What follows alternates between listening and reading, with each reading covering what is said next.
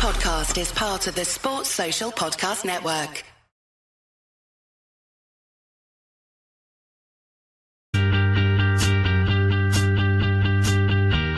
Oh, it's a goal. Who got the assist? Who got the assist?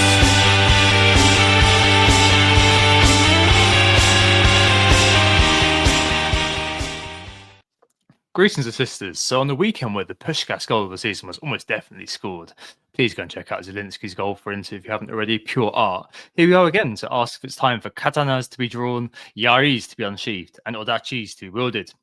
Okay, maybe I'm playing too much Ghost of Yote at the moment, but the main point is what we'll explore today. Joined as always by Sam. How are you, mate? Yeah, I'm good, thanks. Other than I really didn't understand any of those references, but I have heard good things about that game, much better than I've heard about Football Manager. So maybe it's a game I should look at exploring in my free time, whereas at the moment, all of my free time's going on more football-related activities. So yeah, all good. Game week 10 was an interesting one, but I'm looking forward to figuring out what on earth we're doing ahead of game week 11. As always, we are Who Got the Assist. On today's agenda, we'll have a quick look back at Game Week 10 as always. And then the theme of today's pod will be whether or not it is time to go on the attack. With the Game Week 16 5 free transfers on the horizon, those free transfers obviously being the AFCON ones, does it change our view on if rolling is always best around now, or can we be a little bit more aggressive with our moves? Form versus fixtures, of course, makes a return. Lots of faces maybe suiting that this week in particular, plus a couple who have put their hand up a little bit more recently. 1 week punts makes a return. Could you back against Haaland possibly as part of the captaincy candidates this week? And of course, finally, our teams and a few questions or two to ask one another rather. Tuesday, the 4th of November. It's the 4th, right? Yeah, 4th of November. So European action is going on in the background. It's 2 nights of Champions League, so we've got tomorrow to worry about too. So we would probably advise holding off on those transfers if you can. But a few people will have, of course, made moves early, and you're no stranger to early moves, are you, Tom? So why don't we have a look at how those early moves last week went for you in Game Week 10? Yeah, very good week for me. 2 free transfers are rolled the third, and thankfully, given events which have transpired since, which we'll speak about in a minute. Did Reinders out for Minter for +8, so 9 for Minter. I think Reinders came off the bench. 2 assists, and I mean, I watched the second assist back several times, Sam, and then the one that was originally given to Ruta. That was the most fortuitous thing I've ever got in FPL. I think as a micro touch at best, the sort of touch that Harry Kane would swear on his daughter's life he got, like absolutely ridiculous. And then Pedro out for Mateta, which thankfully washed its face, and I got very fortunate, frankly. The Brazilians should have done much more there. More on him anon. But yeah, 85 points overall, aside from new signings, returns from double Arsenal defence, returning Anderson, getting a clean sheet, which was nice, an assist for Fernandes, and a first half goal from a now injured Gyökeres. More on him later as well. And of course, 8 out of 11 returns, had 7 out of 7 on Saturday, which must be a first. But Semenyo, obviously Gordon, who's definitely being yeeted out now. There's no way in hell I'm keeping him in my team. And Tarkowski at the Blankers. Tarko's interesting one, I thought. I've definitely overpaid there. As I posted on socials last night, I was watching the bulk of that game. I'm not sure why I was, Sam. Normally I'm really time poor. I don't know what came over me. And it was notable he was more like the sitting sort of cat centre back, while Keane, who got DEFCONs in the first half, he was really aggressive and he got DEFCONs so fast. And Yeah, by half time, yeah. I've definitely overpaid here. It's not a problem per se, I definitely feel like I underestimated the impact maybe of a different defensive partnership with Keane now in. Maybe Branthwaite was the one sitting last year and Tarko was the one who was, according to the DEFCONs at least, maybe being more aggressive. Anyway, sorry, that was a totally pointless digression. He got 2 points. 5th green arrow in a row for me, Sam. Up to the lofty heights of, checks notes again, 1.9 million this season, honestly. But hey, there we go. 5 greens in a row. Hasn't got me very far. What about you? How'd you do?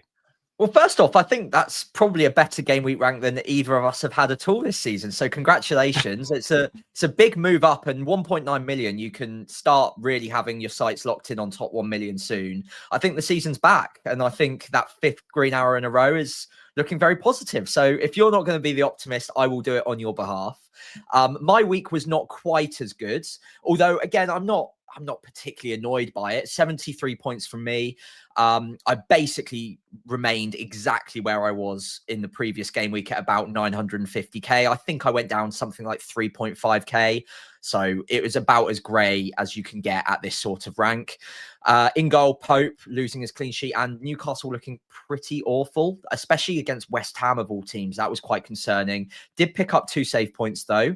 In my back line, it was clean sheets all around. So Gabriel again, 12 points from him. Congratulations to anyone who captained him. Of course, looked like a pretty good call. Obviously, a bit unfortunate that the popular captain also went and matched him, but you know, yeah, I think so. And obviously could have ended up on 14 points if it wasn't for the yellow card at the end, also removing a bonus point, whatever. Timber 6, Anderson 6. Anderson nowhere near DEFCON, but it is worth noting that that was in a match where they were playing against 10 men for a good 55 minutes. Wolves did very little attacking, so I'm not massively surprised that his DEFCON dropped off, and I'm not particularly concerned by that. Into my midfield, blanks all around for the 2nd week running, I believe, which is very concerning considering the amount of money being spent there. Saka 3, Sarr 3, Semenyo and Enzo both 2. Enzo pretty unlucky not to get any sort of return, I would say. Saka 2 big chances missed, and Sarr hit the post. So I think on another week that could have looked a lot more positive, and I don't want to overreact to a couple of blanks, but obviously 2 weeks in a row with blanking midfielders, not good news and not what you want to see. Up front, Erling Haaland 13 points. We'll just take that to the bank at this rate. And João Pedro and Voltemade are both much more interesting to talk about. I did hold on to João Pedro and my free transfers, so I was delighted that he got his 9-pointer. And like you say, I think he was a little bit unfortunate not to get more. Not unfortunate from the perspective of, okay, he should have done better with his finishes. So arguably not unfortunate at all because he should have done better. But from the perspective that he even got those chances in the first place, Vicario did make a good couple of saves there. And of course, Gittins probably should have done a bit better with that pass in the 90th odd minute. So yeah, 9 points. I'm still very happy, but it could have been more. And Voltemade is all of a sudden the main concern in my forward line. And who saw that coming? Off at half time, 1-pointer. And yeah, quite concerned about that one. On my bench, I wouldn't really normally be talking about it, but Longstaff coming off at 59 minutes has been a particular concern for me looking at bench boosting in the next 1 or 2 game weeks. So I'll probably discuss that a little bit later on. And I've got a few 4.9 million replacements lined up if I do feel the need to move him on. So exciting. Which we discussed about making the whole theme of the pod, but I don't want to be that cruel to all of you. So we'll talk about that in like 20 seconds later on. But yeah, 73 points, treading water, and 3 free transfers. So today's pod, a topic is going to be particularly interesting to me because I do have the opportunity to go on the attack if I want to. Certainly. I mean, I think with the Newcastle point, I did have a look at that because I was a bit like, oh, that's weird because I was expecting to be like missing out on a clean sheet on that in that game. I'm not going to lie. I actually designate that as the supermarket shows, the supermarket game, so I could watch the Bournemouth City game. But yeah, I'd look at the stats afterwards, and Newcastle got lots of chances, right? And it's their single worst away performance for XGC. Obviously, the season's still relatively young. It was more than double their next highest outlay away from home. So I just wonder whether it's a bad day at the office. Like their away XGC data, they're the second best defensive team away from home according to the data with 5 away games. They haven't won one yet, and I think there were a couple of very, very desultory 0-0s in that, which may be kind of distorting that a little bit. But if you with Pope or if you're sat there with Dan Burn or something, I wouldn't be too worried about it. I think it may be just kind of a bit of a bad day at the office more than anything else. Yeah, I just Yeah. have to see. I know what you mean about Watermade though. I think probably the situation's different between Watermade and Gordon, which we will almost definitely discuss at the very end. Yeah, no, interesting times for both of us. So yeah, on to the key topic this week. Which is time to attack. So yeah, I thought this might be an interesting one to sink our teeth into, as the 5 FTs due to AFCON are on the horizon now. And we're wondering if, in a world where we are saying, hey, as you said earlier on, Sam, it's probably preferable to roll your transfer whenever you can. With us basically being forced to have 5 free transfers in 5 weeks' time, How dare they? will the calculus change? Yeah, exactly.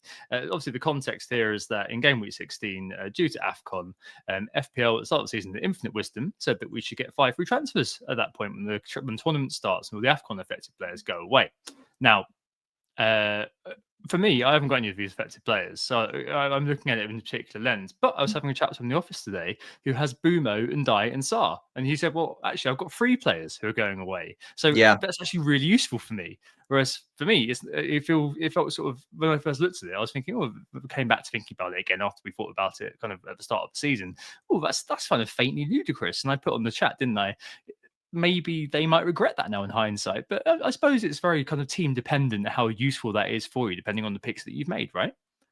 Yeah, absolutely. And I think what we'll try to explore in this pod is the different ways that we can take advantage of those 5 free transfers that go beyond what the average manager you mentioned someone in the office there who might not even know it's coming until the last minute and then be like, oh wait, I've got 3 or 4 AFCON bound players, I can sort that out without any hits required.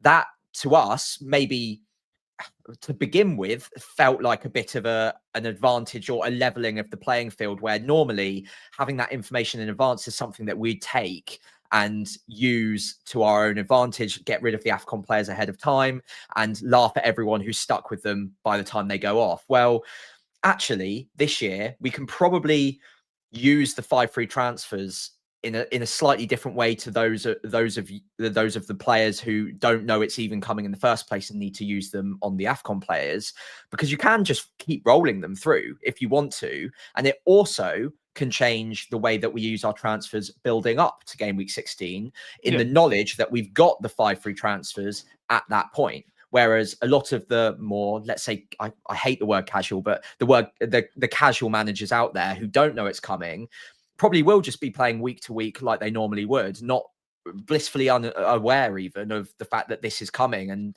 they won't be able or feel the need to take advantage of going more aggressive between now and then. Or by the time they get to 5 free transfers, they'll probably use a lot of them straight away and not have them saved up for later on in the season. So there's an aggressive way of approaching this, and maybe a more defensive, more tactical way, which is using those free transfers much later on to set up for bench boost in the second half, wildcard, maybe stopgap if you want to as well, setting up for double game weeks, things like that other people will probably not be able to because they have to use it on getting rid of AFCON players. Yeah, I think it's an interesting conundrum, and this year, and we'll come on to this more next week when we talk more about kind of what's happened to the template this year. It's certainly really a bit of a horse for courses thing. I just think back to last week, Sam, really, when we were speaking about the patience versus proactivity thing, and we said that in situations where you have an upcoming sort of get out of jail free card, like a wild card, and even then you may not kind of go for a 1 week pump because you can roll through. Like, I feel like the only case actually, other than this game week 16 where you're forced to have 5 free transfers, is game week 38, where you suddenly have this sort of scenario, I suppose, where you can potentially be a bit more aggressive. Use them or lose them. Yeah, exactly. And I still think, to kind of go into the points you were making, maybe echoed them a tiny bit. I think that, in terms of what this means for planning, I still think it's important. I mean, strategically, you can pick up players you might want for the long term. So, for example, in a bit, we'll discuss Declan Rice in form versus fixtures. And some might be thinking of, just getting him in and leaving him there, especially with an Arsenal spot free with Gyökeres's injury. We were trying to get money to downgrade Saka, but you still want free Arsenal. But I think that enforced sort of refreshed safety net certainly signals a bit of a shift. And I think there's kind of 2 ways of looking at it. I think you've kind of already given voice to them. On one hand, you can kind of now look at some of these more short-term picks. And on screen, and we're not going to talk through this all, but if you are watching on YouTube, a few screens are from a few teams from FPL team I've picked out who do have a good single fixture or a few kind of good fixtures coming on, and obviously City and Liverpool who have got that good kind of midi/maxi swing coming. Won't go through them all, but we'll use them as a reference point. So on one hand, you can look at some of those more short-term picks, even down to, Jared Bowen versus West Ham just this week against Burnley. And I don't know, maybe be okay with potentially moving toward a partial dead end, knowing your team can use 5 free transfers at the end to get out of it. So that's one way you can look at it. Which I think you kind of voiced over. And the other way, which I think that we're both going to be probably looking at this ourselves, is that as an engaged manager, and this is something that we spoke about at the start of the year, and everyone was really down on this and saying, oh, the casuals have been given this huge sort of gift by FPL. And actually what we said, I think we were probably one of the only kind of shows who were saying it. What we said was that this could actually be a really good big benefit for the planners because we've got this kind of enforced 5 free transfers. So we can kind of gamify it a little bit and probably use it to find an edge. Because if you're an engaged manager with a penchant for planning like we are, a way of looking at it realistically is chunking up the upcoming period into pre-game week 16 and post-game week 16, and maybe adopting a different mentality for each. So pre-game week 16, you can be maybe slightly more aggressive, but still have that eye on players with longevity where you can. And post, you can probably leave that open for now. But as you said, retaining those frees as a high bank sort of baseline to be used as an insurance or used to really attack kind of swings after that, maybe after the busy Christmas period, could be a really good kind of strategy for us to sort of pursue here. So I think it's definitely horses for courses, and there's lots of ways to look at it depending on kind of the situation you find yourself in. I mean, does your thoughts sort of broadly echo that, don't they, in terms of what the 5 free transfers means for planning? Yeah, I agree completely with everything you said there. And I think what will be really interesting is as we get closer to game week 15, 16, where it's actually game week 15 I'm more interested in, because we know game week 16 is when you get the 5 frees. So it's game week 15 that is going to be that biting point where you have to either use the free transfers you've got left, or you will effectively lose them because everyone just gets reset up to 5 the next week. So you can actually look at game week 15 as we could do some 1-week punts, or you can use the transfers in a more, I almost said boring way, but like in a more conservative way. Either way, using them is the right way of playing it, but using them in a more conservative way to set up your team long term and maybe get rid of the AFCON players at that point, if you've even got any, or just secure your side with any remaining free transfers. Maybe figure out those edge pieces. The 4 million defender you don't really want anymore, you can change them to a different one, sort out a goalkeeper, just restructure a little bit.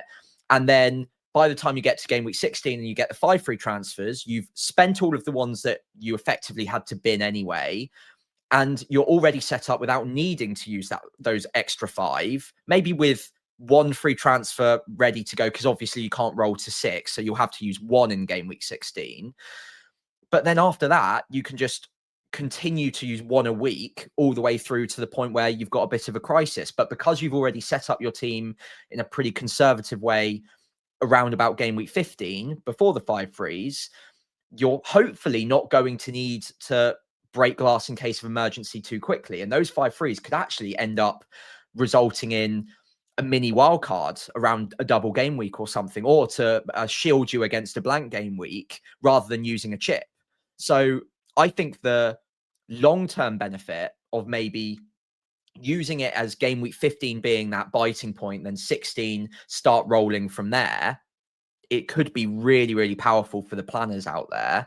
And a lot comes down to what you start thinking about with your transfers now, because those of you who've got 1 free transfer right now, are you going to save a few free transfers up and then secure your team in around game week 14, 15 with a batch of them?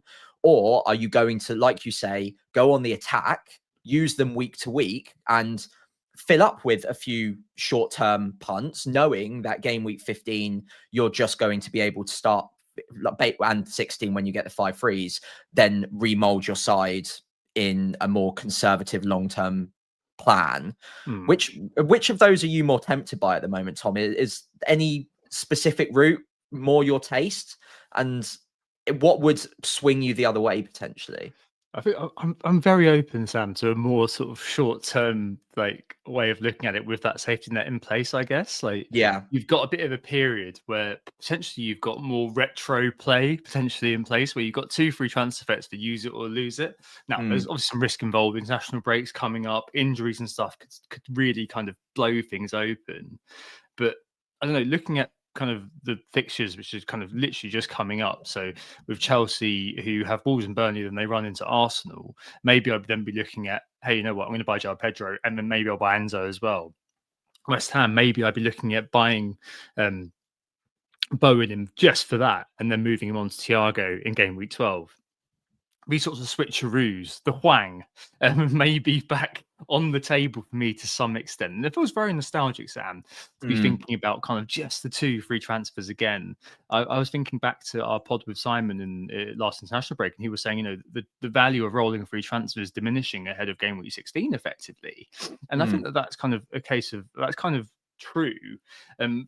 To some extent, because as you said, there is a lot of value in setting your team up properly. And as you were talking about it, I was thinking, you know, you mentioned chips as well, and I wonder whether, you know, using those 5 free transfers going forward, based if you plan your kind of transfers now to be a long-term pick, so like a Thiago, and if you do kind of plan your team, your transfers now to kind of service long-term, although there is some good short-term, so maybe some sort of element of the 2, you could feasibly see that have knock-on effects for your chip usage in the second half. So your bench boost, if you want to get that out of the way, you could deal with that with 5 free transfers rather than having to wildcard then bench boost, if that makes sense. You can bench boost Exactly. out of your bench boost.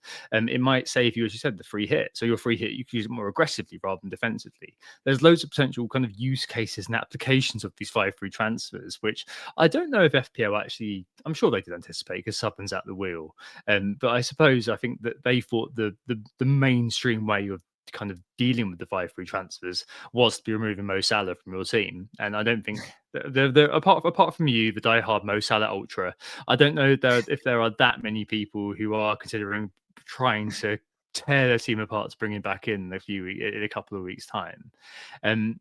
So I think there is an opportunity to be had here, and I think it's particularly interesting when you're looking at players like if you only Gyökeres, if you want to move on to midfielder or something like that this week. So someone like me with Anthony Gordon, and there's definitely a few kind of players who do sort of put their hand up a little bit when it comes to that. And I do think kind of it sounds really kind of a bit of a cop out, but sort of a hybrid approach is probably the best way of looking at it, I think, where I think if you can get that sort of longer term target. So I was saying to you earlier on, you know, with the Gyökeres replacement, I'm looking at getting maybe João Pedro back, and I absolutely love that loads of people keep saying this. It's like having a having a post breakup one night with your ex if you buy João Pedro back for 2 weeks.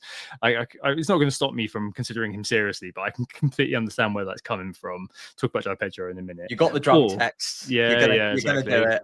You out, or sort of player like Thiago. Yeah, okay, I get that, but also because I've got 2 transfers in it this week. I think maybe one of them, what I do is then I look at a shorter term pick like an Enzo for Wolves and Burnley with a plan to then move him on to probably Gakpo in game week 13, and kind of just take it. I suppose on a case-by-case basis, which again is such a cop-out. But I think a lot of the time it kind of doesn't serve you to just be strongly in one camp rather than the other. What I do kind of like, and I guess maybe I'm recalling the spirit of that of that kind of post features of this year's FPL reveal, and we're both kind of quite enthusiastic about it. What I quite like is that there are lots of ways you can play with this and lots of ways you can kind of differentiate it. And okay, I'm 1.9 million, and I was speaking to Fruki, I think it was, on Blue Sky earlier on. He was saying, it's really tough this year, and maybe there's a little bit of disengagement. Kind of get that, but also I kind of quite like the fact that even though I'm not doing that great in terms of the rank, I do feel like I'm quite engaged with this year because of the possibilities which are out there. It's a lot more diverse than it was before, even though there are arguments on the other side to say that there's quite a depressed player base in some way, shape, or forms. Basically, Sam, hybrid approach is the way I'm kind of looking at it, I think. But I am quite, I'm obviously it's me, so I'm quite tempted to double down, get both Chelsea players in this week, and then kind of just work it out from there. Take some hits, figure it out from there. No, What about you? I suppose you're kind of more on the kind of strategic side, long-term picks with your transfers. There's a few things you said you could do as well. Yeah, so approaching this period where I've already got 3 free transfers going into game week 11 anyway, it does give me kind of 2 different paths I can go down. You know that meme with the one's a sunny rainbow side and one's like a dark dungeon or whatever. I do wonder which path is which in this case, but I could start being aggressive in either of the next 2 game weeks. So I can either go aggressive now or potentially wait a week until I've got 4 free transfers in game week 12. That would provide me an opportunity to go aggressive on Liverpool. Mo Salah is still an option available to me if I have 4 free transfers. I don't currently think I'm going to use that option, but either way, having 4 free transfers come game week 12 is effectively going to give me a second bite at that cherry where I've got the 4 free transfers in 12, then I've got the as many free transfers as I've stacked up in 15, and then 16 as well. So I've got like 3 batches of like transfer mega hauls that I can potentially go and grab.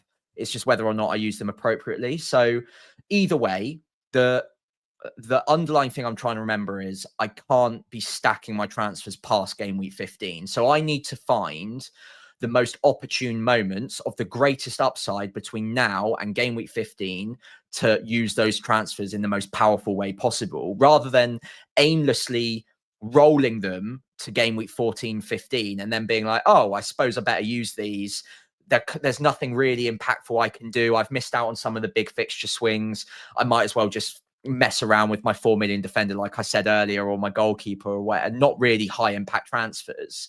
Whereas looking at the fixtures on screen, there are some fixture swings here that are worth attacking that I can also hold on to players for afterwards. So Man United's a perfect one here, who have some great home fixtures in there, a great long-term set of fixtures even after AFCON has started, and a player like Bruno Fernandes isn't even going to AFCON as well. So it, like you say, the hybrid approach where, okay, go aggressive on the transfers, but use some of those transfers to set you up for the long term. Then by the time you get to game week 16, you've used all of your transfers, your team's in a better place, and you don't immediately then need to use the 5 free transfers in game week 16 to kind of right all of the wrongs. I say wrongs, but right all of the short-term moves that you've put into your side because you were going aggressive. I think if you do too many of them, you're effectively going to just end up burning through your 5 free transfers straight after you get given them, and you won't be able to use them tactically later on. So my strategy is, yes, I want to be aggressive at the right moment between now and game week 15, but I just need to pick what the right moment is. And I'm not completely sure where that's going to be yet. Mo Salah was originally the idea, but I just don't think we're going to, I don't think there's going to be that crowd swell towards him in game week 12, 13 that we initially thought there would be. So I might just have the 3 or 4 free transfers to use in other ways in the next couple of game weeks, which is exciting, but also nerve-wracking because I might just waste them. I mean, this is why I'd really encourage everybody who's of the predilection to just kind of be a little bit more into FPL and just to use a planner and just have a look ahead about just literally the next few weeks. As I said, just chunk it up at pre and post game week 16. And the time is now, as Sam said right at the start, to start looking at this, because I'm in a situation where, and again, this is very team specific for me, where I've got 2 free transfers to make this week, and then I go down to one free after the international break when the fixturing starts Liverpool, and then I've got to try to figure out kind of them, Man City, and what I'm going to do and how I'm going to make that work with kind of the baseline of free transfers, knowing that I've got a use it or lose it situation come game week 15 with that free transfer or 2. And I actually come to a situation, Sam, where I actually kind of feel like I'm going to be, and it won't turn out like this because obviously there's going to be a lot of football to be played, especially with the 3 game weeks in 7 days. But there is a point where I'm just housekeeping in game week 15, where I'm making, as you said, like a transfer like king to playing 4.5 or something like that for the Christmas period. It will not be this way. No, it won't. But it will help. But it just helps you kind of have an idea of kind of, you know, if you want to watch the celebrity traders, like the Hundies, like those players who are 100% coming in for you, and also some sort of potential fallbacks and things you may want to be looking at elsewhere in line with the short-term fixtures swings that we've got over 11 to 15. After that, I think that it's difficult to plan at the moment because we've got a lot of football to be played before we get to the next period. And we'll have FPL General on, of course, before Christmas to preview that with us and kind of get into kind of how we're approaching that period. Always look forward to that Christmas pub with Mark. But yes, really important, I think, to plan. But you can play week to week, which is, I think, is quite important as well. And I think that's kind of the intent. Maybe I'm kind of doing them a disservice a bit because, you know, Mark is there and advising a little bit more. Southerns, that is, not Mark General.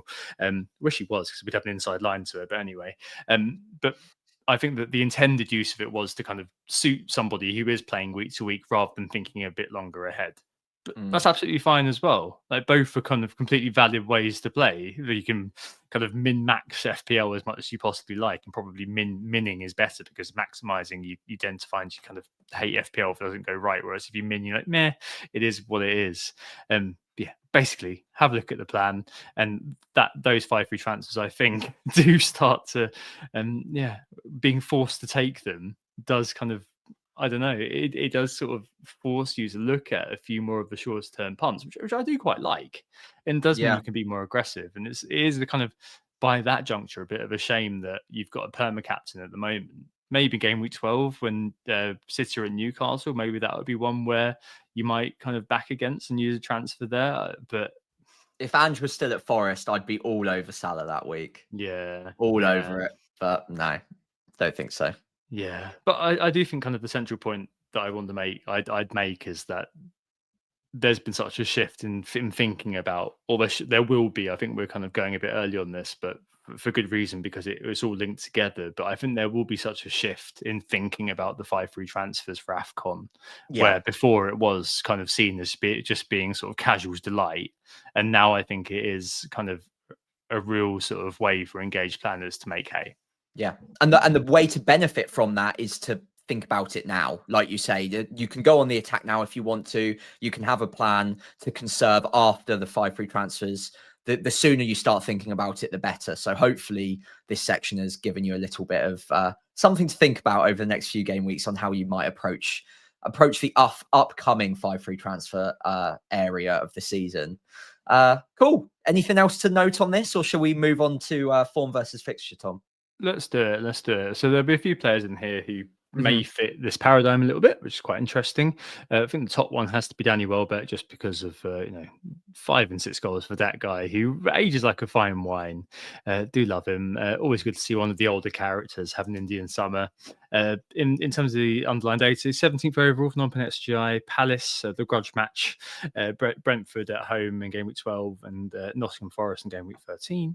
He's 5th for big chances overall. Not too many shots actually, Sam, in terms of the analog data. Half his shots actually been big chances, if anyone cares about that.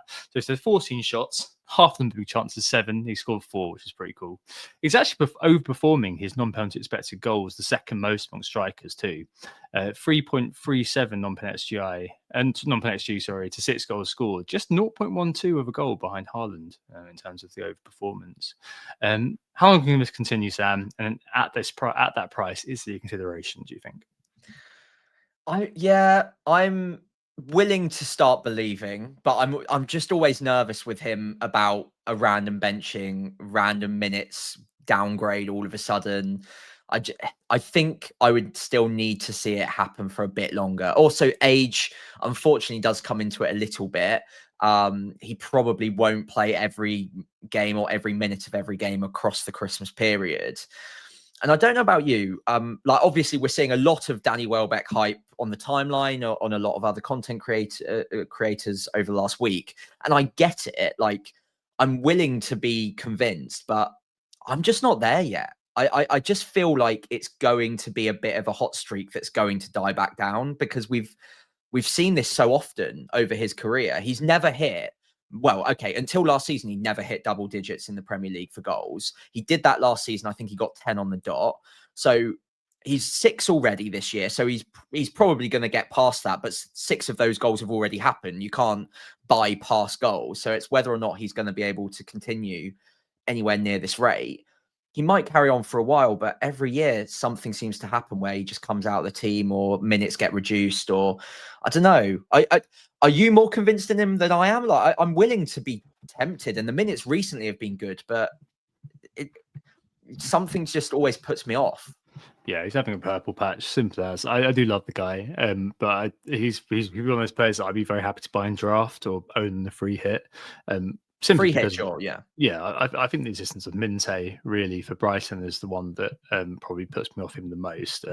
Minte's got the most pen box touches, if anyone cares about that, of midfielders this year. I think he's in the top 10 for non-pen XGI fairly comfortably, in the top 5 for expected assists.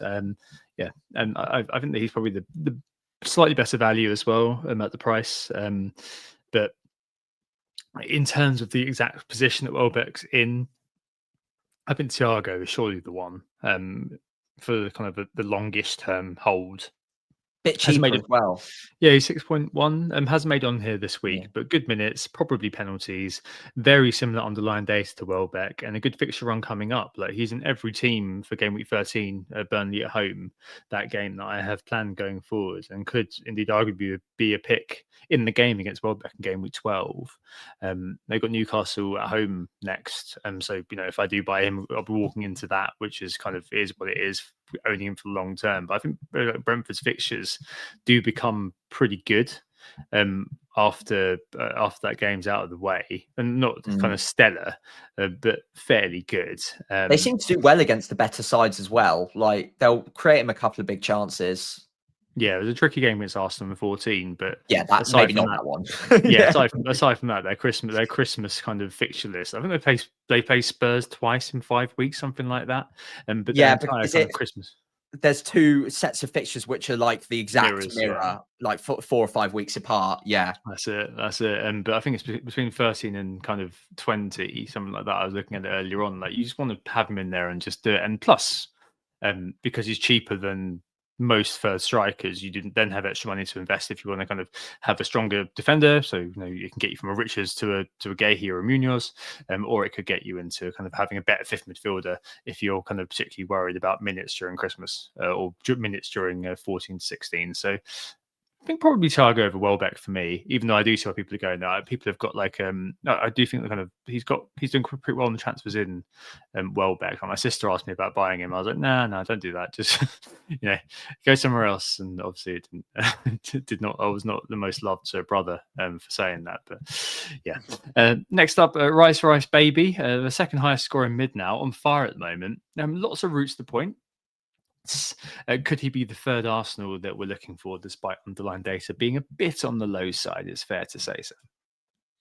Yeah, I mean, his underlying data has never been exceptional, but he does tick along at about 1 return in every 3 games on average across his Arsenal career. Like he's been doing pretty well on returns for a couple of years. He will never hit like 30 returns a season or anything crazy like that, but that's like what he does get is around about 10 to 15 attacking returns. Plus, now you can bake in the DEFCON, and of course he is on the set pieces, so maybe that bolsters the attacking return potential just that little bit more as well. Decent value for money. I'm not gonna lie, I am a little bit tempted to downgrade the Saka spot to Rice if I want to keep a third Arsenal in there, just because. I mean, Saka's the better pick if everything was even, if the price wasn't a factor. But the things you can do with that extra 3.3 million is quite crazy when you consider, okay, you're losing penalties, but you're keeping corners from the other side, and Rice's delivery is as good, if not better. Obviously, a lot of attacking returns are coming from them at the moment. His open play threat isn't great, but it's not like defensive midfielder level. It's not Caicedo level, which he's scoring goals anyway, but it's actually reasonable. I don't hate it. I think he's one of those picks that you're always going to think of a better pick at 6.5 million with much more attacking threat. But come the end of the season, he will be up there at 180, 190 points probably. And we're all going to wonder, why did we never own this guy? A bit like Caicedo with a few more attacking returns, really. A little bit less DEFCON, but, it balances out. Yeah, I do quite fancy buying Rice. I think it's probably just that situational. Like this week, so I'm in the 3-4-3, and I've only got 2 free transfers to make. Probably prefer going with Enzo. We'll speak about in a minute. But yeah, you're right. Ridiculous DEFCONs this week against Burnley of all people at 21. 6 points from DEFCON now, so a hit rate of 33%. He gets DEFCON from 9 starts. Second behind Semenyo with Minte, Kudus, and Salah now for attacking returns with 6 amongst the midfielders. He's got 2 FPL assists, I think, amongst that. And of course, he's also had 6 more points for clean sheets, which is worth noting because he plays for Arsenal. Saka hasn't got that because obviously he hasn't played as many games. But yeah, the underlying numbers aren't great, and neither of the analog ones really. He's only had kind of 9 shots, 4 in the box, 3 big chances, and in the top 10 for chances created for mids with the 17. The key with him obviously is set pieces, isn't it? If we link that to the monsters that Arsenal have in the opposition box at any time, that is the big sort of carrot when it comes to Rice. He's second for corners taken on mids. I think second most successful, and what's more, he's taken more free kicks which are turned to crosses than any other midfielder, which he's found the most kind of it's like successful cross means that they've found a man basically, and he's kind of found the most. So basically with Rice, you count there's some kind of long range worldies and things like that going on, but I suppose with him you bank on that kind of set piece mastery continuing, and if you think you can bank on that, you should probably bag Rice and go for it. I mean, long term, I think he could be a great hold. It's just kind of finding the right time, and I can't seem to find it right now. At the moment, kind of the tentative plan, Sam, is probably around sort of game week 17, I think, something like that, potentially. Yeah. I think with Rice as well, if the one thing that came to my mind, you talking about the Christmas fixtures earlier, if someone said you have to pick one of Saka or Rice over Christmas, I'm 100% picking Rice, because he will start and play every single game. Whereas Saka will get rotated in and out from Madueke at one random inconvenient moment. And that will just ruin any value you've got in him, because 10 million, you need him starting and playing 90 every week. So at 3 and a bit million cheaper, you can save the money and probably bolster your 15 over Christmas, get the ex-Mins guys in. And over Christmas, Arsenal, this is anecdotal as anything, but they'll probably rely even more on set pieces, because they won't want to maybe exude as much energy in open play, because they're playing every 3 days for quite a while. So set pieces are going to be doubly as important to try and just eke out those 1-0s, 2-0 wins, to make sure that they just continue on the charge without, let's say, blowing teams away. Not that they're doing that often right now anyway. No, but definitely not. Rice is just going to be secure, isn't he? Whereas Saka, I wouldn't be surprised if he even breaks down at some point, because we've seen that happen so many times already.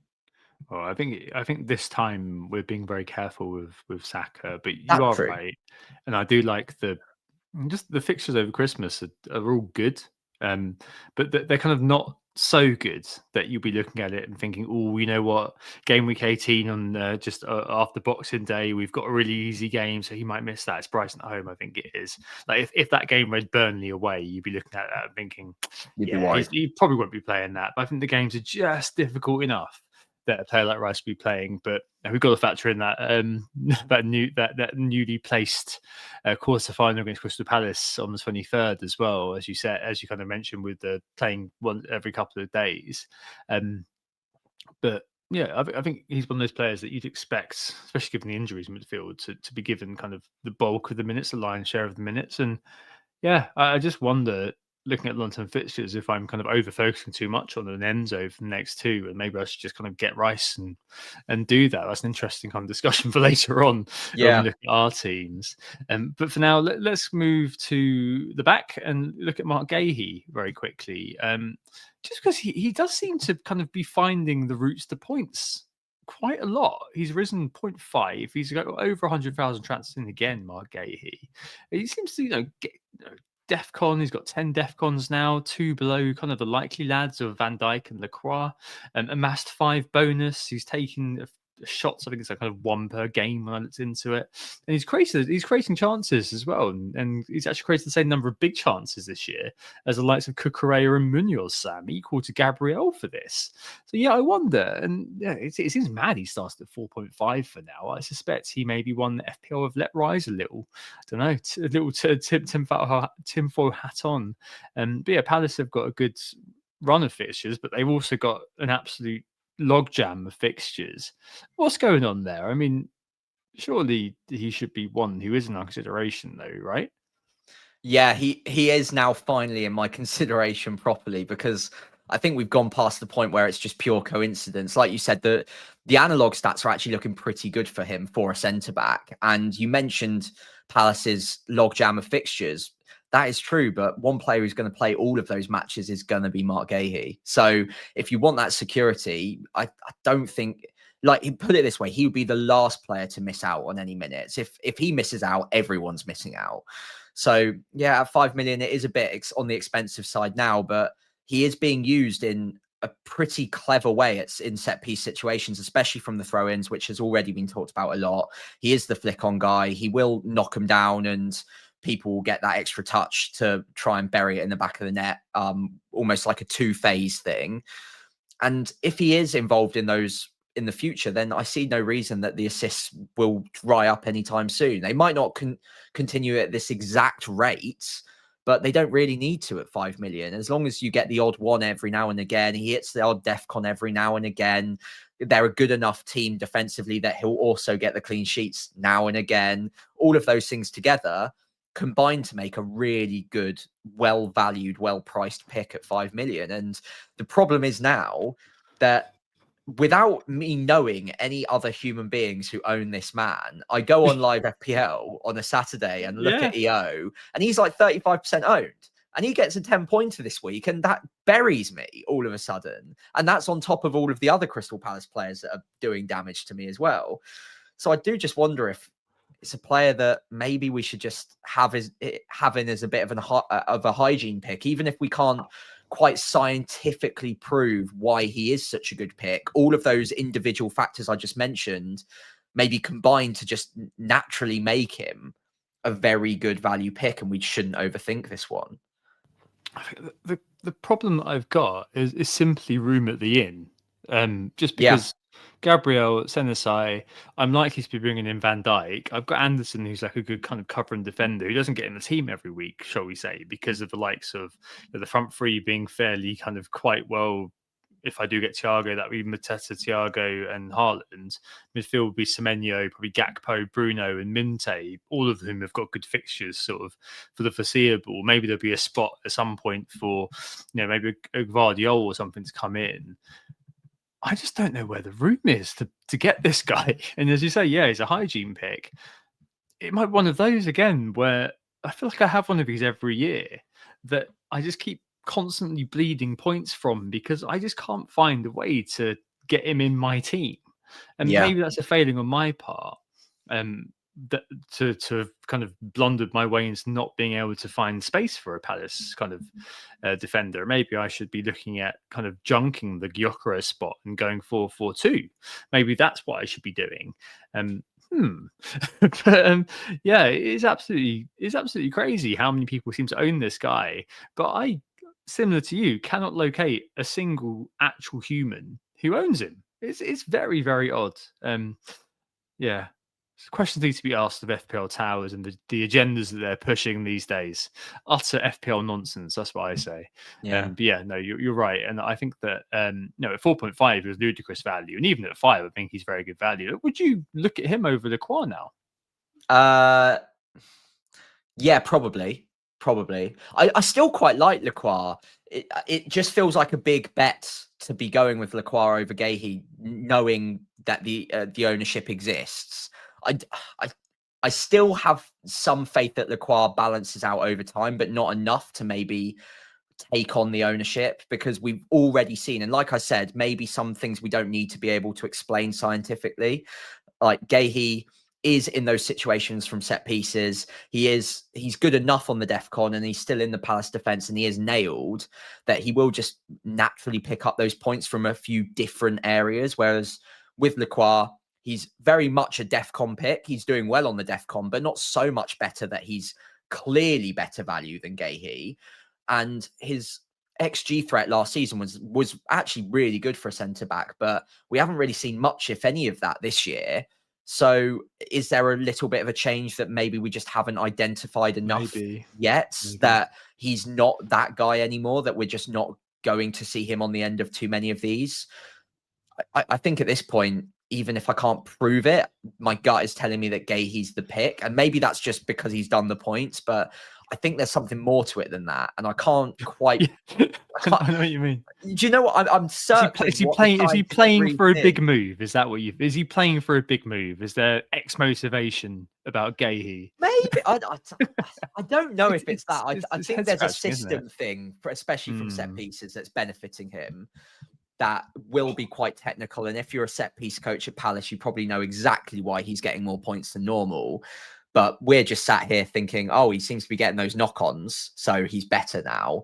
Maybe it is that simple. Maybe he's the target man in the set piece situations all of a sudden over Lacroix, and they've worked out some systems that basically mean that he's the knock-on guy, and that equals points. So yeah. Anyway, the conspiracy is a bit... Have you ever seen... Is it the Finland conspiracy that doesn't actually exist? Finland doesn't exist. Gahey owners are all from Finland. That's the next conspiracy. They don't actually exist.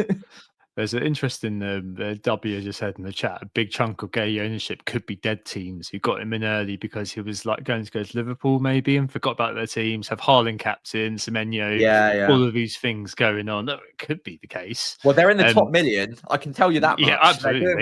They all are. I don't know. I honestly don't know. Part of me just kind of thinks that basically his spot is taken up by Senesi. I think that's kind of where it lies, because you've got Gabriel on one side, you've probably got who's going to be Virgil on the other side, and then unless you go for four at the back, it starts to get quite dicey who fits where. But my door is always open to one of these guys coming in. Speaking of my door always being open, it's that X again. It's João Pedro, Sam.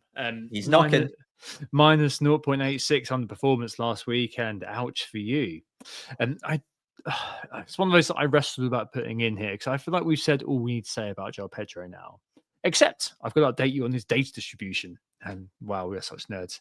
So I said last week that 70% of his underlying data had been registered in the first 4 weeks. And now it's even more ridiculous, Sam. 2.4 of his total 5.7 non-pen SGI has been amassed in one game versus Spurs alone. It's absolutely wild. He did FA for 5 games before it, and then in that game, someone put a penny in him and off he went. That's classic João Pedro. It's wild, isn't it? So classic troll. I mean, Brazil have got 2 friendlies international break, and a lot of people were saying, "Oh, we could be going there, One's in London, one's in France. Don't worry about it. Forget about it." And I suppose the central question we've got to ask really is it the goals in the last game and in the game at the start of the season where he went off? Are those the games that define him, or are they the blanks? Either way, it's maddening inconsistency, isn't it? It is. One thing I can tell you though, he's bloody good on bonus if he gets a return. So if you can find a week where he does get a return, he's getting you extra points from the bonus. So yeah, look, I mean, obviously I've got him in my team, but I'm not going to use this section to say, "Oh, told you so," blah, blah, blah, because I didn't. I wanted rid of him. And if I could have gotten to Mateta in one move, I would have. So this is not me trying to act smart after the fact. I have him through pure situation, but now we've seen the Spurs game. With the next 2 to come, Wolves and Burnley, I'm very happily holding on to him. He looked much fitter in the Spurs game. Having watched the last few games and then watch how he played, I watched the full 90 against Spurs. He looked much more mobile. They were able to find him in shot locations more often than they have been able to in the last 5 weeks for whatever reason that is. Obviously, the goal itself is fortuitous. The other 4 shots, though, at least 2 or 3 of them were well-crafted chances that did intentionally pick him out in certain goal-scoring positions. So I don't think it's all just good fortune. They've clearly worked on it a little bit to try and get him into those areas. He was a bit unlucky not to return more, but I always like having the player that gets the shots away. And if he scores 1 of 5, that's fine. He still scored 1 of them, rather than being the Voltemada who only gets 1 shot a game, happens to have buried them. Everyone's feeling, great about Voltemada. And then the 1 week where he misses that shot, it's like, oh, well, he only had 1 shot that week. And all of a sudden he's João Pedro of the last 5 game weeks. So the signs are better. I think the fixtures are good enough that if you had a problem in your side and you've already got Mateta. So let's say you've got Gyökeres, but you've got Mateta as another strike already, then João Pedro does make some sense. But you've got to have a thick skin and be prepared for more trolling, because you know what's coming next. It will be a blank with 1 shot on goal against Wolves, a blank with 1 shot on goal against Burnley, because that's just the way the bloke operates. You just got to ride the storm. You got to ride the waves, and you don't know when João Pedro's going to strike next. I mean, hold that thought then for my team later on, because I am one of those people that you've mentioned. On the other hand, one I am sure I'll bring in this week is Enzo Fernandez. But also spoken about him quite a lot. Good underline get data again. João Pedro is 4th overall for non-penalty. Enzo is just behind him, literally by 0.1. Should have scored again this weekend, I think. Now top for joint big chances amongst midfielders. Second head of attempts now as well. Those runs into the box. 12 big chances missed now. Enzo Fernandez behind Dango and Salah, who have 15 big chances missed, but and penalties. It's what it is. I'm happy to go with him. I think I'm basically waiting for the carry bag fixture for Chelsea before I kind of do that. And I'm not going to overcomplicate it, really, looking at a Pedro Neto or something, who actually I have picked for my 1 week punt this week. And the other good thing is that, Argentina only seems to have 1 friendly during an international break, a money spinning friendly against Angola, in Angola. So he should be good for Burnley, unlike last time where we had all sorts of wrangles going on. I think that I'm more than happy to go with that. Yeah, I don't think I've got much more to add on Enzo. I've had him for a couple of game weeks. I felt pretty unlucky not to get anything out of him. And the data's looking really good for someone at this price. There's a good chance he takes the next penalty. And I will probably be getting rid of him in game week 13. That's about it, really. Next 2 game weeks are good. I think for you, he makes sense as a purchase if it's a fairly short-term thing and you've got a plan to get rid in 13. But he's one of those players that you don't ever need to sell, because the minutes will always be good. The data will always be all right. And he does have a knack of just returning fairly consistently across the season. So let's say you've got other problems in game week 13 or 14. You don't need to sell him. He'll be fine. I wouldn't bank on returns in game week 13 against Arsenal specifically, but it'll tick along. No. So he's never a bad player to own. But yeah, if you're going to get him now for the next 2 games specifically. Absolutely. Wolves at home and Burnley away. The final one, Bowen, hit the with a big chance. 5 shot creating actions last game. Burnley, worst for HGC, are up next. So the ultimate example of the kind of aggression we've been discussing. In terms of his data profile is very interesting, Sam. I wonder what you make of this. I'll tell you what I think as well. 3rd for shots taken once strikers, 6th for shots in the box. He's only had 1 big chance, one of the only strikers other than Evan Nilsson, predictably Calvert-Lewin and Raul Jimenez, not to have scored one as well.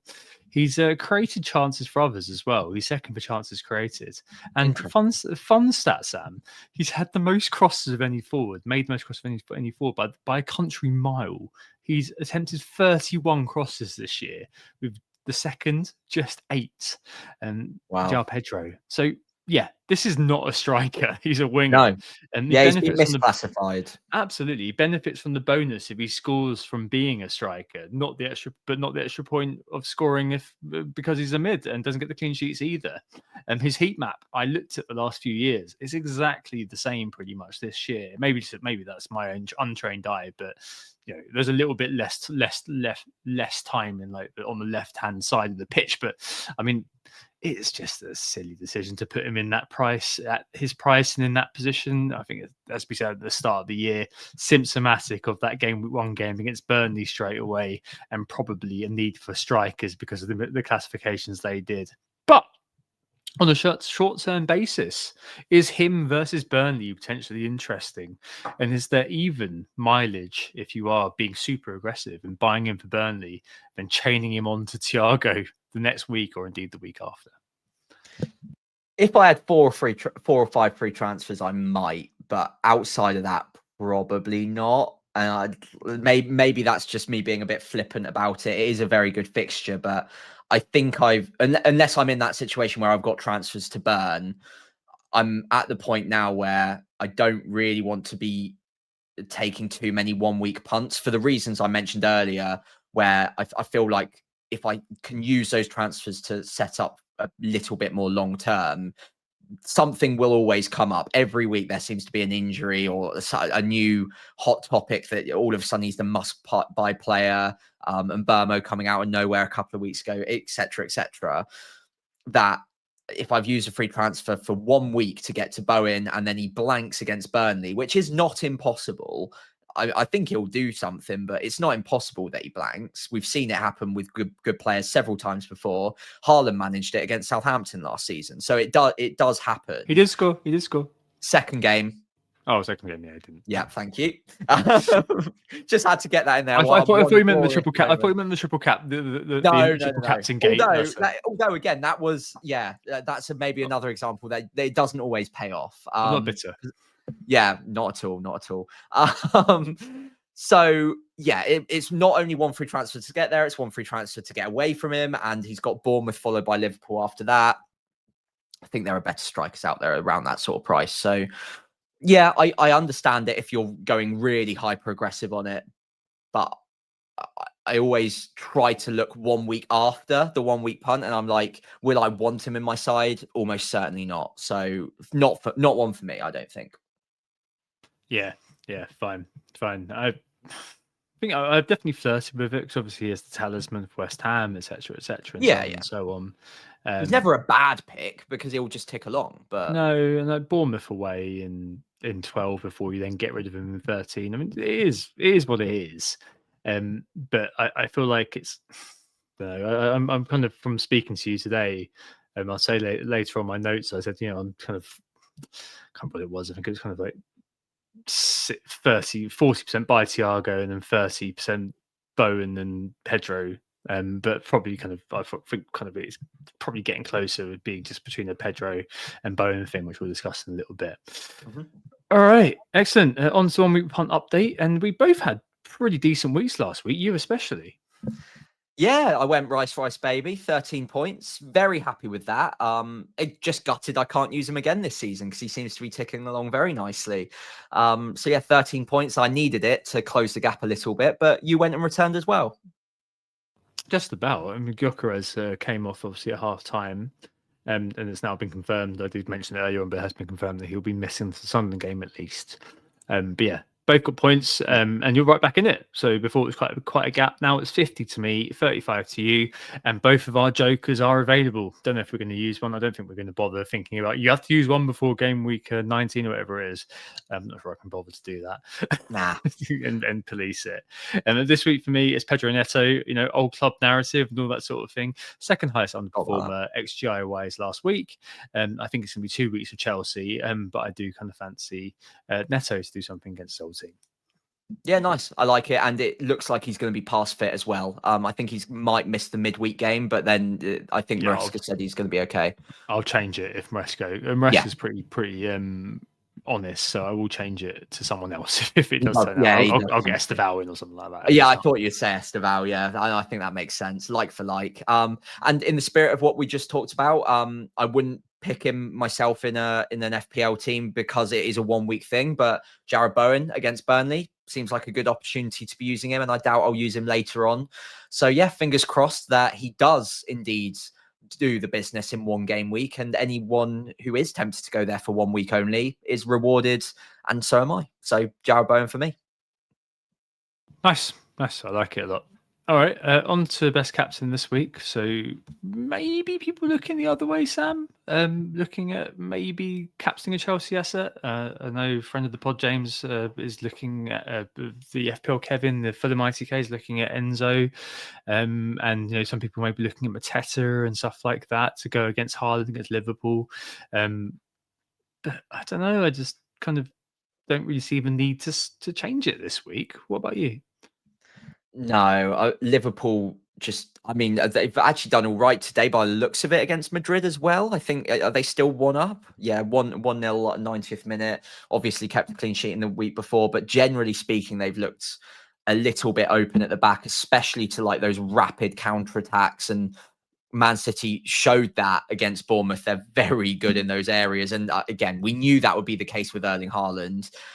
You do not give him that sort of time. And I get the feeling that if Haaland can get into those 1v1 situations with a high line where the Liverpool players are turning and pedaling back towards their own goal, it's going to spell disaster. So look, I mean, even without all of that context, without me trying to paint a picture of how I think the match is going to go, it's Erling Haaland who's in just sensational form, especially at home, against a team that have struggled a bit defensively. So yeah, for me, it's as simple as, I don't get me wrong, I like owning the Chelsea players, João Pedro and Enzo, I think are great options this week, but I don't think they're captains ahead of Haaland for me. And the same goes for Crystal Palace at home to Brighton. Fine to own. I'm very happy to own Sarr, but Brighton are a decent enough defence, although the data's not that different to Liverpool, it must be said. It's the same. It's not different to Wolves either, incredibly. Wolves is an interesting one, yeah. I double check that. It is right, because Wolves defensively, they went through a little patch recently where they were actually quite tight in terms of the underlying data, but just not paying dividends on the pitch. No. But yeah, I think just Erling Haaland is a cut above all of these options as a player. So I think it would take a lot for me to look elsewhere right now. I think it's funny that Saka's not on this list where it's Sunderland. That just goes to show how good Sunderland have been. Yeah, that's it. Sunderland have been good. The fourth best defence overall in terms of XGC. I would the only thing, if City were away, maybe I'd be looking at other options a tiny bit more. And I think maybe next week will be more interesting discussion about away at St James's Park. This week, I think because they're at home, and for the kind of more kind of qualitative factors that you've mentioned, I think that I'm probably all right on Haaland. But if you are going to go against, I think that's absolutely fine as well. And yeah, I can see the logic in doing so. Yeah, that's fine. And we always have to say, yeah, you can always choose your own battles and stuff. It's not one for me this week. I'm going with Haaland, I think. Yeah, nice one. All right, on to our teams. There's a fair bit to discuss here, so come into it at good times. So yeah, I've got 2 free transfers. I've got Gordon and Gyökeres to get rid of. The rest of my teams, as I discussed earlier on. And the world is basically my oyster here, Sam. I think the midfielder pick, I think I'm 80-20 Enzo versus Rice, and I think I was underthinking Enzo. It's just that forward pick that I'm just not sure about. So I've got to get rid of Gyökeres now. I've got Anderson coming in against Everton if I didn't make the move. But I think I will make the move here and be kind of proactive, because I think the context, as we've discussed a lot on this, lends itself to it. And I think that it's kind of probably between Pedro and doubling up on the Chelsea attack, or going with Thiago as sort of a long-term kind of pick till New Year, effectively. And that's probably the one that's kind of most. I'm less sure. I'm least sure of, just because basically Thiago in Gameweek 13 for that Burnley at home game, pretty much every path that I've looked at, he comes in for that week. Because after Arsenal, you've got Spurs away, and you've got Leeds and Wolves at home during that time frame over Christmas. And I think that's just, at that price, and given the fact that he's probably Brentford's talisman and all this sort of thing, I feel like he's probably just the one to be buying in. So getting ahead of the curve, as you said to me over the last couple of days, does appeal to me. But what also appeals to me, given my OR, although this year I am admittedly kind of taking more of a slow and steady approach to hoping for a 1 week to kind of be the moonshot. It does appeal to me to have Pedro for a couple of weeks, and I can still kind of make that work in terms of getting him in, then removing him from Thiago in 13. I'd have to roll on game week 12 after international break, which is absolutely fine because my team looks good anyway for that week. So, and you've got bench cover, you've got plenty of depth. Yeah, exactly. I think that Tarkovsky off the bench would be kind of what would be going on that week. So I think it's Anderson has got Sunderland, I'm going to say, I think, in game week 12. Yeah, he does. So it's very, very close between those two and what I do. I mean, the Thiago basically saves me a transfer. But it's kind of like, do I even need to save transfers right now? Yeah, that's the thing. Yeah. Do I need it? Whole theme of the pod. Yeah. Thiago's a great long-term pick. I suppose to play devil's advocate for that. And out of the two, I think if I only had 2 free transfers right now, I would probably go with Thiago myself. But what I will add to that is that so often in the past, I think it happened with Cunha last year, I have had a bit of a history of picking the long-term pick a week or two before I'd actually really want them. And then something happens, like injury, yellow cards. I think he might be one of the players on 3. Double check that. I can't remember exactly. But those sort of things can happen in the time which you are waiting for them to to get to the good fixtures. And although it's an extra free transfer later on to get there, at least at the point you buy them, you know that they are safe for the week you actually want them. So I do wonder if it is actually the better play with João Pedro and using the extra free transfer, because you just don't know what will happen in a couple of game weeks. That being said, I like the restructuring angle. Like Gyökeres out for a couple of weeks looks like a good opportunity to slightly shift the funds around, get Thiago in, and then you can bolster your midfield a little bit. So not much in it for me. Would you be at all tempted to completely burn the spot and just go down to like a GU, and then you've got the money to reshuffle into a 4-4-2 or a 3-5-2? Yeah, if I had more than 2 free transfers, then I would, which is fine. squarely Anthony Gordon's fault.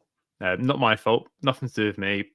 He lured me in with his luscious piss hair and made me buy him. God, what an awful transfer that was. Oh, there's an all timer. But yeah, because if I had more transfers than I do, then I would. But I don't know whether it's, I'd be taking either. There is some logic to taking a hit, but I'm not really fancying it, if that makes sense. Like I kind of quite like the fact that I haven't taken a hit this year, and I might not all year. So, and to be fair, like even Gyökeres down to João Pedro is 1.6 million freed up. And João Pedro and maybe Enzo don't last more than 2 weeks, whereas Thiago would last. Thiago would come in eventually, but I think with the 3 yellow cards thing is something that's worth bearing in mind actually a little bit. And plus, I've got a funny feeling that João Pedro likes scoring against Arsenal. Yeah. He did do that last year, didn't he? When most of us had sold. I think was it a penalty? I think he's. I had him for that week, and I was feeling very smug. A bit like this week, weirdly. Yeah, and I just wonder whether like it's very much trapped between that sort of longer term strategic thing and the short term benefit on offer. Give my OR. I just wonder whether it's time to just go for broke and hope that I can kind of just spike a good bit of variance over the next couple of weeks. I think you've convinced me. I think going on the aggressive a little bit with the fixtures Chelsea have got, they are the 2 best teams in the league to be taking on right now. And we don't even know if Wolves are going to have a manager in place by the weekend, do we? So I'd probably go for it. I think probably go for it, and then Thiago can wait for a while, wait until the fixtures turn, because you just don't know what will happen in the meantime. So take the points on the board. Like you said, we get the extra free transfers later on, so you can afford to be a little bit more aggressive now. So yeah, I understand it. Would you be tempted at all? The thing is, Enzo's a really good pick. So I was just going to ask, would you be tempted at all to, instead of Enzo, go up to like Mbermo or something? But it's Enzo, really. I think you need a Chelsea, right? So João Pedro and then João Pedro and Mbumo, maybe. I mean, that's definitely crossed my mind, and Rice has crossed my mind as well. Both of them have. I just think that because of the nature of the two teams that they're about to play, it feels kind of almost negligent to go the other way, if that makes sense. Like, yeah, I get it. I think we've discussed United's fixtures being good, but they're not standout good. The standout good is game week 19 to 21 when they've got Wolves, Leeds, and Burnley. Yeah, and then Burma will be gone by then. So yeah, that's Cunha time. Which is a completely different discussion. There are ways I could do it. Maybe I could be like, you know what, I think Rice is the one to buy, hold, and just kind of leave there. But that creates another issue where I'm like, well, what the F do I do in terms of Liverpool? Because that's like the designated sort of Gakpo spot. And if I had more free transfers, then maybe I'd have more flex. But here, because I've only got 2, I've got to work within those parameters unless I want to take a hit, which I don't really want to do. Yeah. All right. So yeah, João Pedro. I'm going to call sorry, I'm going to hang on, wait a minute, I'll get my phone out. You out tonight? You up? Oh, Jesus Christ. Here we go again, Sam. I'm going to blame you squarely if it goes wrong, but I'm going to kind of claim. I'm going to claim my own genius if it goes right. You know, of course, yeah. I, as I said to you last week, when you were thinking about selling João Pedro, you probably feel a lot better about it now, keeping him moving on to your team. I do. So, yeah, my team as it stands, Pope in goal, we're at Brentford, double Arsenal defence, Gabriel Timber, we're at Sunderland. Senesi currently starts away at Villa, but that could be Anderson away at Everton, either or. There's really not much in it between those two, both very likely to hit DEFCON. In my midfield, Enzo, Semenyo, Saka, Sarr. All of them I'm pretty happy with. Saka being the most expensive would be the one I'm most concerned with not returning at the moment, but I still don't think he's far away. And given that Gyökeres is out this game week, he's definitely on pens, which does help a little bit. Then up front, João Pedro, Voltemada, who I'm a bit concerned by, and Haaland's captain. Again, I'm going to reference my bench here. I've got Dubravka away at West Ham, Longstaff and Rodon away at Nottingham Forest, and of course Anderson / Senesi, whichever I decide, away at Everton or Aston Villa, respectively. So I've got 3 free transfers, no money in the bank. My big question is whether or not I bench boost. I'm minded to just get it done, even though I don't love the fixtures on the bench. Like I think they're okay. If I can get 1 return out of those players, I think it's fine. Like if I can get 13, 14 points on the bench boost, I'm chuffed. If it's 10, I will take it and run and just get it done. I'm just ever so slightly concerned about a couple of players, and those 2 players are Voltemada and Longstaff. Voltemada, I feel like I'll know more about before the deadline because they play tomorrow. Yeah. And I'll probably get a fair bit of information from that. Let's say he starts and gets 60 minutes, plays reasonably well, gets subbed off. I will feel much more comfortable about it. But if something weird happens, like he gets benched or he has a bit of a stinker, I will just be looking over my shoulder a little bit worried about that, especially given I don't have Mateta. It would be lovely to have that as a Mateta slot instead of Voltemada right now. And then the other issue is Longstaff. And if I am at all worried that he doesn't start that game, that could ruin the bench boost. And again, I've got no money. So it needs to be another 4.9 million player unless I use 3 free transfers to upgrade Voltemada to Mateta, upgrade Longstaff to someone, and downgrade someone somewhere. But I gave you this team without giving you any of this information at the start of the week, and your initial reaction was looks fine, roll, right? And I was like, okay, that makes me feel slightly better. Like there's no obvious weaknesses here. It's just whether or not it's good enough to bench boost with. What do you think? I think just get it launched, get rid of it. Honestly, it's going to be a millstone around your neck every week. I think you got some good advice from our man Ed FPL Rhinos earlier on X, and I did. think and Stoop mentioned that Stoop got back to you as well, didn't he? I think that they're both kind of They both think will play. Yeah, I think so. I think you've got a decent chance for 70 minutes. I mean, looking at the 4.9s, you got Vifa, you've got Juice, quite like Vifa. you've got Ayari. Yeah, Vifa was really good on DEFCON. I remember 14 average. So every time he's played like the majority of minutes, he's hit DEFCON so far this season. His ratio is ridiculous. Yeah, we looked at it in preseason, didn't we? I think he's playing right back, if I remember correctly. But yeah, honestly, I have no idea. Yeah, definitely. I think I just bench boost it and just get rid of it. The only thing that has come to mind a tiny bit, just because he's on the brain now from speaking about him a little bit, and actually I've literally just noticed that someone's mentioned in the chat as well. I think Martin did in the chat. Could Voltemade to Thiago an upgrade in Longstaff? But then I suppose you're going to end up with a bit of a benching headache kind of going forward. And that could be an option potentially. Yeah. So the route there would be Thiago, and then Longstaff would become Minter probably. But then I've got a strong 8. So it's good for a bench boost, possibly this week. Also, I think mentioned in the chat, game week 13, possibly. I haven't really looked at it. But by that point, I would expect my team looks a little bit different anyway. So do you take the opportunity right now because it's in front of you, or do you wait? And I've already waited once or twice this season, and then injuries come up and other issues occur. The freedom of getting your bench boost out of the way, even if it's slightly suboptimal, might be the better way of playing it to save the transfers. And then again, it's a reshuffle to distribute funds into the playing 11 afterwards. You've only got one player to lose, who's probably Longstaff for 0.5, or to go down to a King or Potts or something, right? I think I just get rid of it, honestly. I think if you do kind of feel confident, I think you should be fairly confident. But if you feel confident, then the week that Voltemade is probably all right for Brentford, which I think it should be. I can't really see them playing a Sula in that game, for example. And you already know that Longstaff would be all right.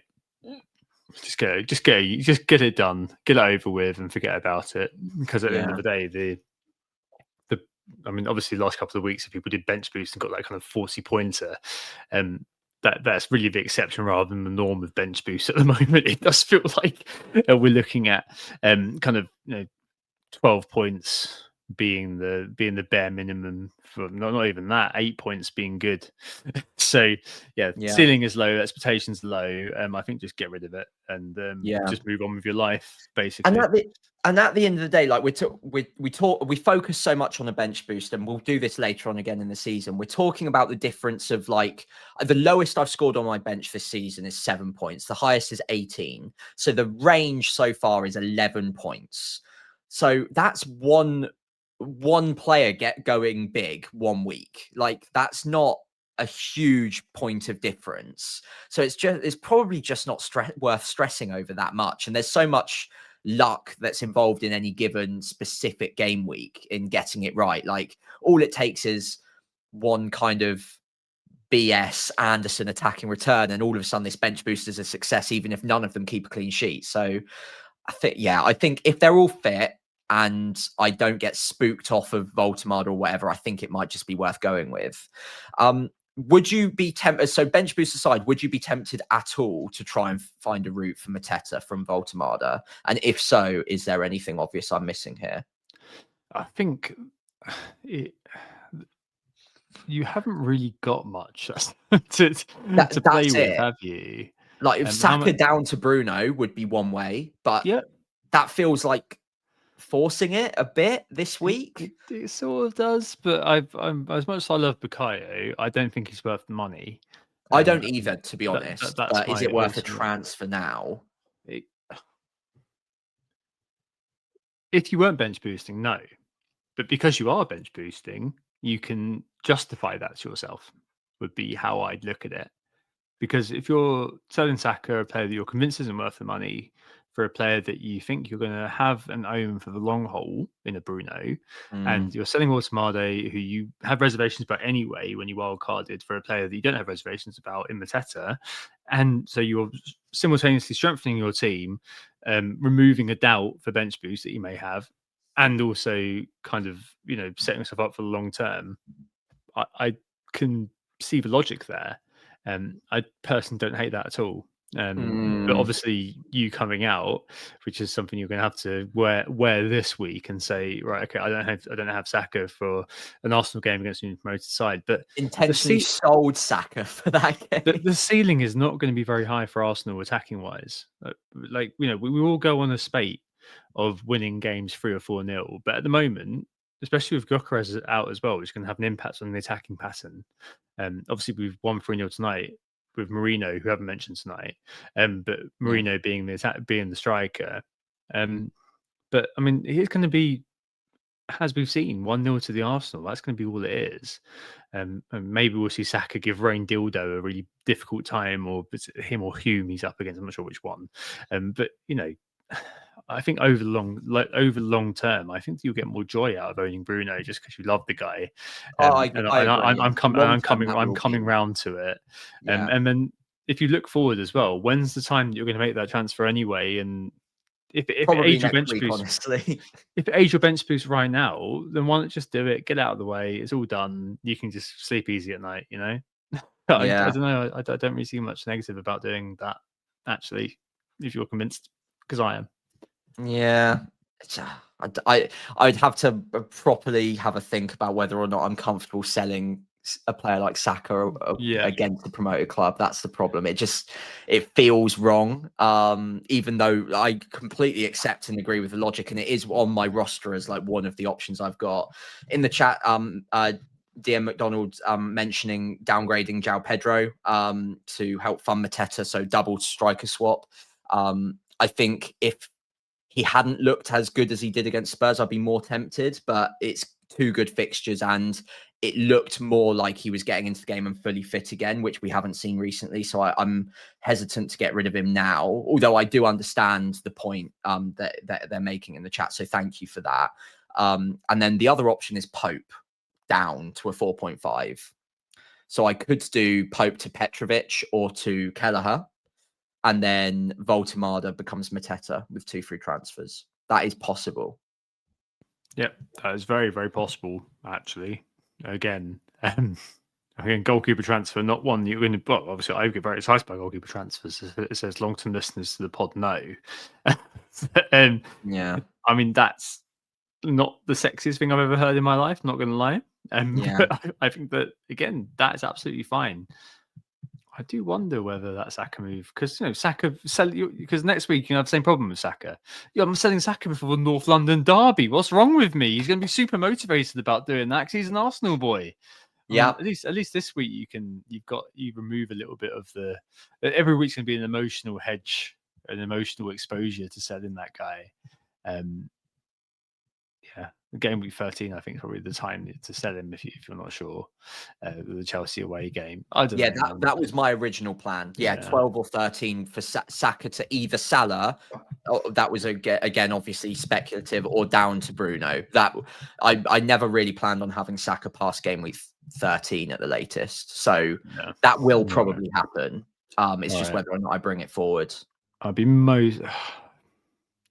I think I'd probably stick to the Saka out and of all the options available, I'd probably stick to the Saka out in game week 13 plan. If you're convinced that Longstaff plays, which I think we should be, I'd stick to the Saka out for Chelsea plan, and I'd probably look at selling Pope for Kelleher or something like that. All the goalkeepers apart from Raya, I'm going to confidently say, are all pieces of SHIT.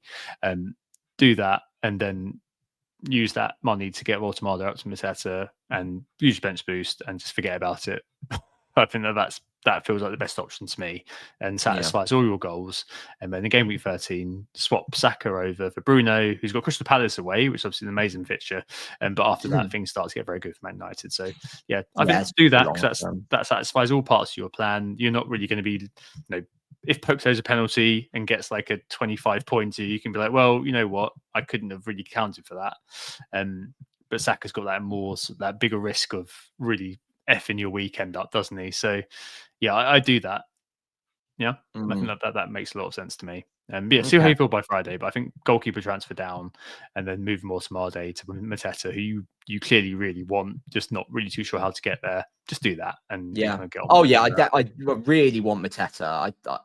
I'm really not happy about him not being in my side right now. So yeah, it just depends how desperate I am to have him. And again, like any 2 transfers I use this week are 2 transfers I can't use in a couple of weeks for Liverpool players or whatever. So there are opportunity costs to it that I need to weigh in. But every week that I don't have Mateta and I do have a player like Voltemada who's getting like 1 or 2 shots a game versus Mateta who's getting 5 or 6, and with good fixtures, it doesn't feel right. Okay, get it done. Enough about me. But yeah, thank you very much, and thank you everyone in the chat as well for giving your views as well. I really do appreciate that. Anything else to discuss today, Tom, or shall we wrap it up? No, let's wrap it up for now, I think. Let's do it. Well, thank you all so much for listening. We do really appreciate it. We've kept it to a tight 90 minutes, which is always good to see. We were Who Got the Assist. You can find us on Blue Sky at Who Got the Assist, all written out one word, or FPL Pricey for me. On X at WGTA_FPL. Again, FPL Pricey for me on there. And on YouTube, Who Got the Assist, all written out. And I'm over there at FPL Pricey. My live stream will be is it Friday night, I think, this week? Yeah, Saturday deadline. Yeah, so I'll do a pre-deadline stream on the Friday night. Come and join in if you fancy it.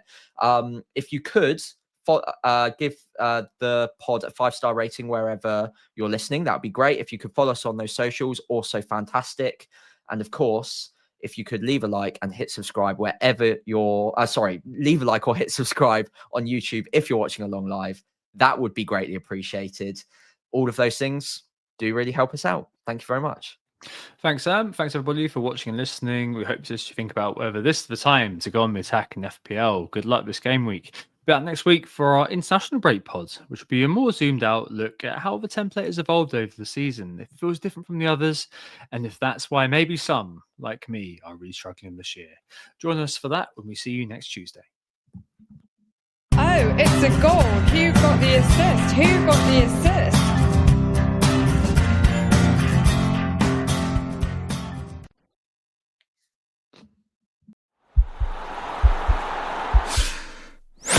This podcast is part of the Sports Social Podcast Network.